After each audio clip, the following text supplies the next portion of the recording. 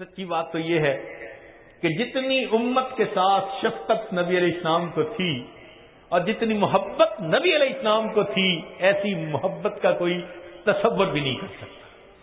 آپ ذرا غور کیجئے، دنیا میں جتنی محبتیں ہیں سب غرض والی محبتیں۔ میاں بیوی کی محبت غرض، بیوی کو خاوند کی ضرورت ہے، خاوند کو بیوی کی ضرورت ہے۔ اولاد ماں باپ کی محبت غرض، اولاد کو ماں کی ضرورت ہے، باپ کی، ماں باپ کو اولاد کی ضرورت ہے۔ بھائی بھائی کی محبت بھی غرض، ایک دوسرے کے ہیلپ کی ضرورت ہے۔ پڑوسی پڑوسی کی محبت بھی غرض کی بنیاد پہ، ایک دوسرے کی ضروریات ہوتی ہیں۔ حتیٰ کہ اگر استاد شاگرد کی محبت ہے تو وہ بھی غرض کی۔ کیوں؟ استاد پڑھا رہا ہے کہ مجھ سے اللہ راضی ہو جائیں گے، اور شاگرد پڑھ رہا ہے کہ مجھے علم مل جائے گا۔ حتیٰ کہ پیر مرید کی محبت بھی غرض کی محبت، کہ مرید کے دل میں میری تربیت ہوگی اور پیر کے دل میں کہ اللہ راضی ہو جائیں گے۔ تو معلوم ہوا کہ غرض جیسی بھی ہو ہے تو غرض نہ پیچھے۔ ہاں، کوئی محبت ایسی ہے جو بے غرض ہو؟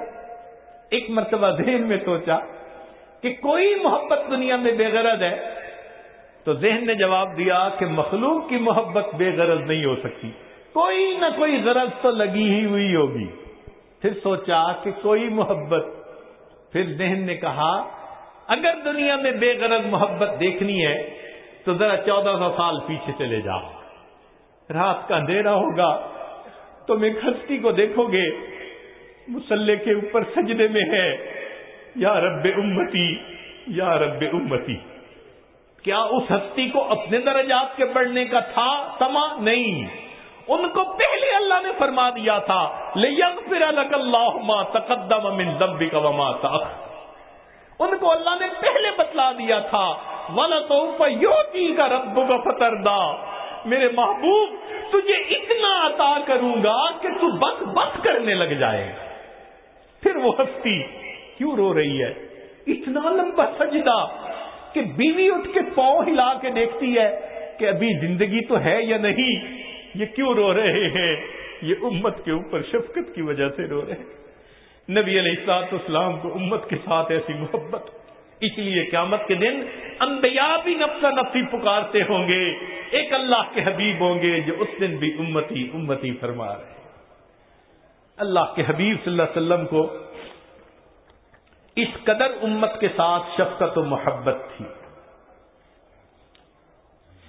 ایک اور آخری بات کہ جب نبی علیہ الصلوۃ والسلام کے ساتھ ایسی محبت ہے تو پھر اس کی ایک علامت یہ بھی ہے کہ کثرت الصلاۃ والسلام علیہ، نبی علیہ الصلوۃ والسلام کے اوپر کثرت سے صلاۃ و سلام پڑھنا، درود شریف پڑھنا۔ چنانچہ قرآن مجید میں اللہ تعالیٰ ارشاد فرماتے ہیں ان اللہ وملائکتہ یصلون علی النبی یا ایھا الذین آمنوا صلوا علیہ وسلموا تسلیما۔ تو ہم بھی کثرت سے درود شریف پڑھیں، اللہم صل علی سیدنا محمد وعلی آل سیدنا محمد وبارک وسلم۔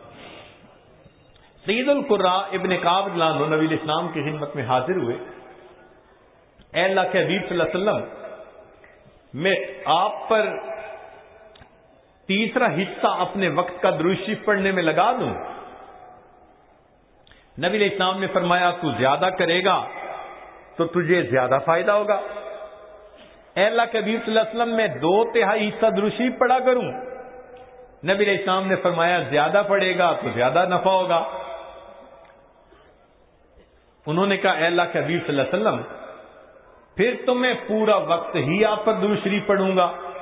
قال، نبی علیہ السلام نے اس کے جواب میں فرمایا کہ اذن یغفر ذنبک وتکفی ہمک، اگر تو ہر وقت مجھ پر درود شریف پڑھے گا اللہ پھر تیرے سب گناہوں کو معاف کر دیں گے اور تیرے تمام غموں کو اللہ ختم فرما دیں گے۔ عمر بن خطاب اللہ عنہ فرماتے تھے الدعاء والصلاة معلق بین السماء والارض، دعا اور نماز آسمان اور زمین کے درمیان معلق رہتی ہیں، فلا یصعد الی اللہ منہ شیء، حتی یصلی علی النبی صلی اللہ علیہ وسلم، یہ اس وقت تک اوپر قبولیت کے لیے نہیں جا پاتی جب تک کہ ان میں نبی علیہ السلام پر درود شریف نہ پڑھا گیا۔ اسی لیے ہر دعا سے پہلے بھی درود شریف پڑھنا چاہیے، بعد میں بھی پڑھنا چاہیے۔ نبی علیہ السلام نے ارشاد فرمایا الدعاء بین الصلاتین لا یرد، کہ دو درود شریف کے درمیان جو دعا مانگی جاتی ہے اس دعا کو رد نہیں کیا جاتا۔ ایک حدیث مبارکہ میں نبی اسلام نے فرمایا من صلی علیہ فی کتاب لم تزل الملائکۃ تستغفر له ما دام اسمی فی ذلک الکتاب، اگر کوئی بندہ لکھ رہا ہو اور لکھتے ہوئے نبی علیہ الصلوۃ والسلام کا نام نامی اس میں گرامی آ جائے اور وہ نام نامی اس میں گرامی کے ساتھ صلی اللہ علیہ وسلم لکھے، تو نبی علیہ السلام نے فرمایا جب تک اس کتاب میں میرے نام کے ساتھ یہ درود شریف لکھا رہے گا اس وقت تک ایک فرشتہ اس کے لیے استغفار کرتا رہے گا۔ اللہ اکبر کبیرہ۔ ابن مسعود عنہ فرماتے ہیں کہ نبی علیہ السلام نے فرمایا اول الناس بی یوم القیامہ اکثرہم علی صلاۃ، کہ جو بندہ مجھ پر سب سے زیادہ درود شریف پڑھتا ہوگا وہ پھر قیامت کے دن میرے سب سے زیادہ قریب بھی وہی بندہ ہوگا۔ ابو بکر صدیق عنہ نے ایک عجیب بات فرمائی، فرماتے تھے کہ الصلاۃ علی النبی امحق للذنوب من الماء البارد للنار، کہ جس طرح ٹھنڈا پانی آگ کو جلدی بجھا دیتا ہے، درود شریف کا پڑھنا انسان کے گناہوں کو اس سے بھی جلدی بجھا دیتا ہے۔ تو درود شریف پڑھنے سے انسان کے گناہ مٹا دیے جاتے ہیں۔ ابو ہریرہ عنہ فرماتے ہیں کہ نبی الاسلام نے فرمایا من نسی الصلاۃ علی نسی طریق الجنہ، جو مجھ پر درود شریف پڑھنا بھول گیا وہ جنت کا راستہ ہی بھول گیا۔ علی عنہ نے ایک خوبصورت بات کہی، فرماتے تھے واللہ، اللہ کی قسم، اب دیکھیے اللہ کی قسم کھا کے بات کر رہے ہیں، واللہ لولا ما ذکر اللہ ورسولہ فی فضل التسبیح والتکبیر والتحلیل والتحمید لجعلت کل انفاسی صلاۃ علی رسول اللہ صلی اللہ علیہ وسلم، اگر اللہ اور اس کے رسول صلی اللہ علیہ وسلم نے تسبیح، تحمید، تکبیر کے فضائل بیان نہ فرمائے ہوتے تو میں اپنی زندگی کے ہر سانس کو درود شریف پڑھنے میں ہی خرچ کر دیتا۔ ایک اور حدیث مبارکہ سنیے، نبی علیہ الصلوۃ والسلام کے ساتھ صدیق اکبر میں بیٹھے ہوئے ہیں، ایک نوجوان آیا، نبی علیہ السلام نے اسے اپنے اور صدیق اکبر کے درمیان بٹھا دیا، پھر فرمایا کہ ابو بکر میں نے تیرے اور اپنے درمیان اس کو بٹھا دیا، اس بات پہ حیرت تو ہوئی ہوگی، اللہ کے نبی صلی اللہ علیہ وسلم بڑی حیرت ہو رہی ہے۔ فرمایا ان ھذا الفتى یصلی علی صلاۃ ما یصلیھا علی احد من امتی، میرا یہ نوجوان امتی مجھ پر ایسا درود شریف پڑھتا ہے کہ جو درود شریف میری امت میں سے کوئی دوسرا مجھ پر نہیں پڑھتا، اس کی وجہ سے میں نے اس کو اپنے قریب بٹھایا۔ پھر نبی علیہ السلام نے بتلایا کہ وہ کیا درود شریف پڑھتا تھا، اللہم صلی علی محمد عدد من صلی علیہ وصلی علی محمد عدد من لم یصلی علیہ وصلی علی محمد کما امرت بالصلاۃ علیہ وصلی علی محمد کما تحب ان یصلی علیہ وصلی علی محمد کما ینبغی ان یصلی علیہ۔ چنانچہ ہمارے اکابر علماء دیوبند نے باقاعدہ تفصیل لکھی ہے کہ کس کس موقع پر درود شریف پڑھنا چاہیے۔ دخول المسجد والخروج منہ، مسجد میں داخل ہوتے ہوئے یا مسجد سے نکلتے ہوئے درود شریف پڑھنا چاہیے۔ والتشہد، اتحیات میں بھی درود شریف سب پڑھتے ہیں۔ ورؤیت المساجد، جب مسجد پر نظر پڑے تو اس وقت بھی درود شریف پڑھنا چاہیے. دخول الاسواق، بازار میں داخل ہوتے ہوئے درود شریف پڑھے. دخول البیت والخروج منہ، گھر میں داخل ہوتے ہوئے گھر سے نکلتے ہوئے بھی درود شریف پڑھنا چاہیے. نسیان الحاجہ، اگر بندہ کوئی بات بھول جائے، چیز رکھ کے بھول جائے، بات بھول جائے، اس وقت بھی نبی علیہ السلام پر درود شریف پڑھنا چاہیے. وقت الفقر، تنگ دستی کے وقت میں بھی درود شریف پڑھے. فی البدایت فی العلم، اور جب کتاب پڑھنے بیٹھے اس وقت بھی درود شریف پڑھے. فی البدایت فی الخطب، جب خطبہ دینا ہو، بیان کرنا ہو تو بھی درود شریف پڑھے. والانتہاء من مجالس العلم، جب علم کی مجلس کا اختتام ہو تو بھی درود شریف پڑھے. فی لقاء الاخوان، دو مسلمان بھائی آپس میں ملیں تو بھی درود شریف پڑھیں. فی موادعتہم و مفارقتہم، پھر مدارستاً حدیث نبوی، نبی علیہ السلام کی حدیث مبارکہ جو پڑھائی جائے تو اس وقت بھی درود شریف پڑھیں. عند تذکرتہ صلی اللہ علیہ وسلم، نبی علیہ السلام کا جب تذکرہ ہو تو درود شریف پڑھے. عند ذکر اصحابہ، حتیٰ کہ نبی علیہ السلام کے صحابہ کا تذکرہ ہو اس وقت بھی درود شریف پڑھے. عند ذکر شیء من معاصرہ، نبی علیہ السلام سے نسبت رکھنے والی کوئی یادگار چیز کا تذکرہ ہو تو اس وقت بھی درود شریف پڑھے. عند دخول المدینہ، مدینہ طیبہ میں داخل ہوتے بھی پڑھے. اور عند المرور علی قبرہ صلی اللہ علیہ وسلم، جب نبی علیہ السلام کے سامنے حاضر ہو مواجہ شریف پر تو اس وقت بھی درود شریف پڑھے. درود شریف کے فوائد کیا ہیں؟ کچھ دیر یہ بھی ذرا سن لیجئے. فرمایا انہا سبب لہدایت المصلی وحیات قلبہ، درود شریف کے پڑھنے سے دل زندہ ہوتا ہے اور پڑھنے والے کو اللہ ہدایت کے اوپر رکھتے ہیں. انہا سبب لزیادت محبت رسول اللہ صلی اللہ علیہ وسلم، درود شریف کے زیادہ پڑھنے سے نبی علیہ الصلوۃ والسلام کے ساتھ زیادہ محبت بڑھ جاتی ہے. انہا سبب لزیادت محبت العبد لرسول اللہ صلی اللہ علیہ وسلم، جو درود شریف زیادہ پڑھتا ہے اس بندے کی محبت نبی علیہ السلام کے قلب مبارک میں بھی زیادہ ہو جاتی ہے. انہا سبب قرب العبد من ربہ یوم القیامہ، درود شریف کا زیادہ پڑھنا قیامت کے دن اللہ رب العزت کے قرب کا سبب بنتا ہے. انہا اداء لشیء من حقہ صلی اللہ علیہ وسلم، نبی علیہ الصلوۃ والسلام کے جو احسانات ہیں، درود شریف کا زیادہ پڑھنا گویا ان احسانات کا بدلہ چکانے والی بات ہے. انہا سبب کفایت اللہ عبدہ ما اہمہ، جو پریشانیاں ہوتی ہیں درود شریف کے صدقے اللہ رب العزت ان پریشانیوں کو ختم کر دیتے ہیں. انہا سبب اجابت الدعاء، دعا کی قبولیت کا یہ سبب ہوتا ہے. انہا سبب زکات و طہارت للمصلی، جو درود شریف پڑھنے والا ہے اس کا دل اس سے صاف ہوتا ہے، اس کا نفس پاک ہوتا ہے. اور ایسے آدمی کو حدیث میں پاک میں فرمایا کہ جو درود شریف زیادہ پڑھتا ہے وہ بخیل نہیں ہوتا. پھر جو درود شریف زیادہ پڑھتا ہے وہ قیامت کے دن کی حسرت سے بچ جاتا ہے. اور جو درود شریف زیادہ پڑھتا ہے ملائے اعلیٰ میں اس بندے کی تعریفیں بہت ہوتی ہیں، اور اس کے عمر میں، اس کے وقت میں اللہ برکتیں عطا فرما دیتے ہیں.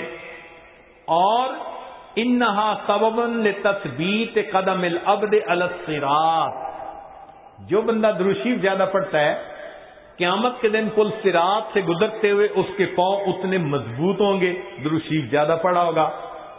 اور ایک اور بات، انہا سبب لثقل کفۃ المیزان، کہ یہ درود شریف میزان کے پلڑے کے بھاری ہونے کا سبب بن جائے گا. اب اس بارے میں ایک حدیث مبارکہ ہے، وہ ذرا سن لیجئے کہ درود شریف کا قیامت کے دن کیا، سبحان اللہ، کیا شان ہوگی. ایک حدیث مبارکہ علامہ جلال الدین سیوطی رحمۃ اللہ علیہ نے التذکرہ میں اس کو ذکر کیا ہے، اور ابن ابی دنیا اور نمیری نے اس کو الاعلام کتاب میں ذکر کیا ہے۔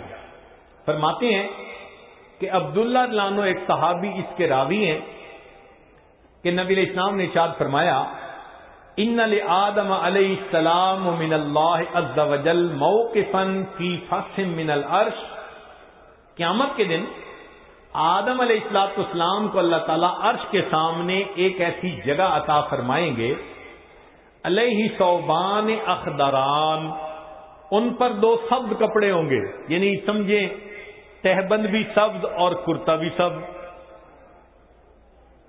کأنہ نخلۃ صحوق، جیسے شاخیں کٹی ہو نا تو سیدھا کھجور کا درخت ہوتا ہے، اس طرح آدم علیہ السلام کا اونچا لمبا قد مبارک ہوگا۔ ينظر الى من ينطلق به من والده الى الجنہ ومن ينطلق به الى النار، اونچے قد کی وجہ سے آدم علیہ السلام دیکھ رہے ہوں گے کہ ان کی اولاد میں سے کس کو جنت لے جایا جا رہا ہے اور کس کو جہنم لے جایا جا رہا ہے۔ فبینا آدم علی ذلک، آدم علیہ السلام اس حال میں ہوں گے، اذ نظر الی رجل من امت محمد صلی اللہ علیہ وسلم، کہ وہ نبی علیہ السلام کی امت میں سے ایک بندے کو دیکھیں گے، ينطلق به الی النار، کہ اس کو فرشتے گھسیٹ کر جہنم کی طرف لے کے جا رہے ہوں گے۔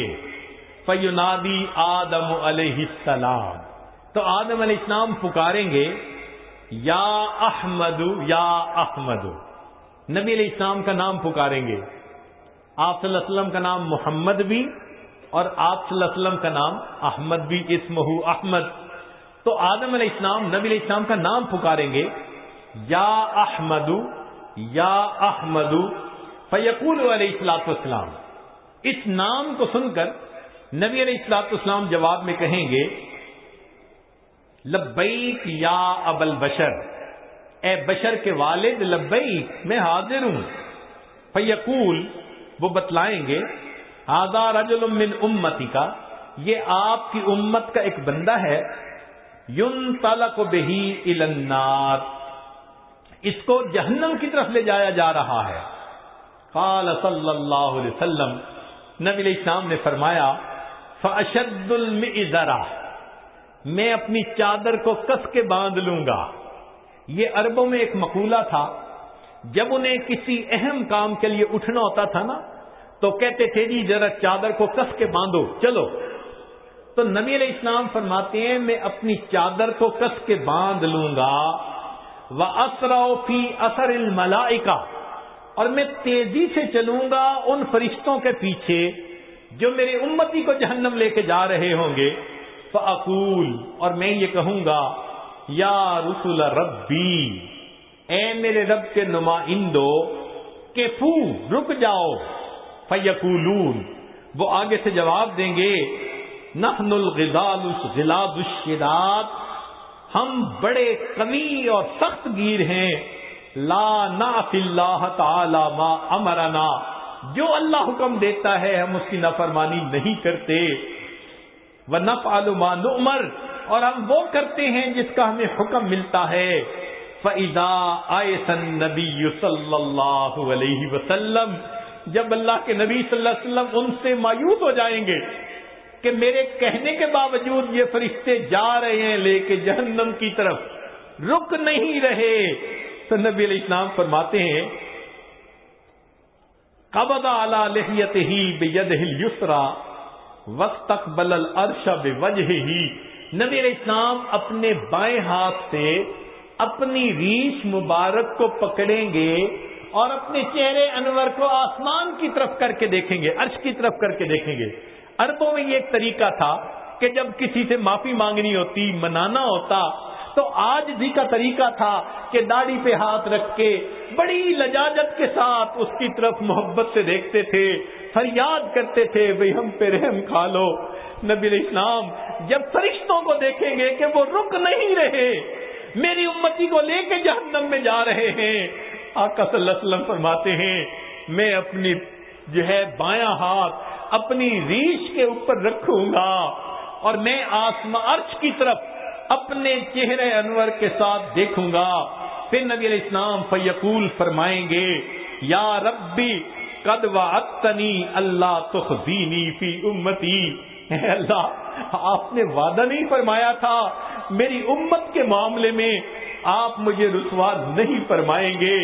فیاتی النداء من قبل العرش. عرش کے اوپر سے ایک آواز آئے گی اطیعوا محمدا. او میرے فرشتوں محمد صلی اللہ علیہ وسلم کی اطاعت کرو. وردوا هذا العبد الى المقام. اور اس بندے کو واپس جہاں سے لائے تھے میزان کے قریب وہیں جا کر چھوڑ کر آؤ. چنانچہ وہ فرشتے اس بندے کو وہاں جا کر چھوڑیں گے. فیخرج صلی اللہ علیہ وسلم. اب دوبارہ وزن شروع ہوگا. نبی علیہ الصلوۃ والسلام ایک چھوٹا سا کاغذ کا پرزہ بطاقتن کاغذ کا پرزہ نکالیں گے. بیضاء سفید ہوگا.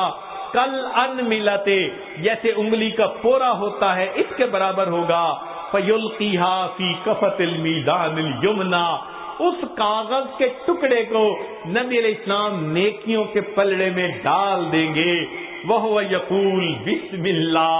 اور نبی علیہ السلام ڈالتے ہوئے بسم اللہ فرمائیں گے.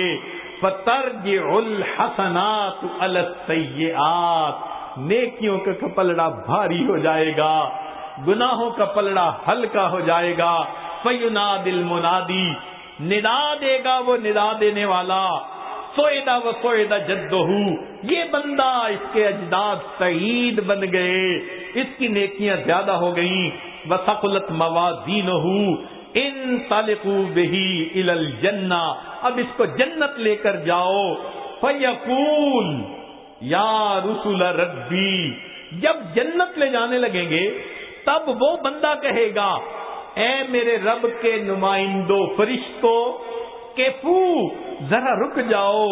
حتی اسأل ھذا العبد الکریم علی ربہ. حتیٰ کہ میں اس کریم بندے سے ذرا معلوم تو کر لوں. فیقول پھر وہ یہ کہے گا بے ابی انت و امی. آپ کے اوپر میرے ماں باپ قربان جائیں. ما احسن وجہ کا. آپ کا چہرہ کتنا خوبصورت ہے. واحسن خلق کا. آپ کی پرسنالٹی شخصیت کتنی پیاری ہے. من انتا. آپ کون ہیں. فقد عقلتنی اسرتی. آپ نے میرے گناہوں کو مٹا کے رکھ دیا. ورحمت عبرتی. میری لغزشوں کو کم کر دیا. فیقول علیہ الصلوۃ والسلام. نبی علیہ السلام جواب میں فرمائیں گے انا نبیوں کا محمد. میں محمد صلی اللہ علیہ وسلم تیرا نبی ہوں. وہذہ صلاتک. اور یہ وہ درود شریف ہے التی کنت تصلی علیہ جو تم مجھ پر پڑھا کرتا تھا. وفیتکھا. میں نے تمہیں اس کا بدلہ دیا. احوج ما تکون الیہ. جب تجھے اس کی بہت ضرورت تھی. سوچئے آج نبی علیہ الصلوۃ والسلام پر درود شریف کا پڑھنا کل قیامت کے دن میزان میں نیکیوں کے بھاری ہونے کا سبب بن جائے گا. دعا ہے اللہ رب العزت ہمیں اپنے حبیب صلی اللہ علیہ وسلم کی سچی محبت عطا فرمائے. ان کا احترام ان کی عزت اکرام وہ بھی دل میں عطا فرمائے. ان کی سنتوں کی محبت کے ساتھ اتباع کرنے کی بھی توفیق عطا فرمائے. اور کثرت سے درود شریف پڑھ کر نبی علیہ السلام کی محبت کو دل میں بھرنے کی توفیق عطا فرمائے. وآخر دعوانا ان الحمد للہ رب العالمین.